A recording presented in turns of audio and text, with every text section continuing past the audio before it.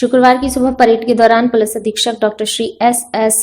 चन्नप्पा द्वारा police line में समस्त राजपत्रित पुलिस अधिकारी गणों एवं सभी थाना प्रभारी गण के साथ मौजूदगी में बलवा ड्रिल का रिहर्सल करवाया गया। कानून व्यवस्था की स्थिति पर नियंत्रण के लिए उक्त बलवा ड्रिल सुबह 7 बजे से प्रारंभ होकर 1.5 घंटे तक चली, जिसमें पुलिस अधीक्षक ने दंगा नियंत्रण उपकरणों का उपयोग करते हुए प्रशिक्षण दिया तथा बलवा नियंत्रण के लिए भीड़ पर पानी का बौछार, आंसू गैस की गोली छोड़ने की इंचार्ज, लाठीचार्ज फिर फायरिंग का सिलसिलेवार अभ्यास करवाया गया। आगजनी और लोगों के घायल होने की स्थिति में मदद के लिए फायर ब्रिगेड और एम्बुलेंस अभ्यास में शामिल हुई।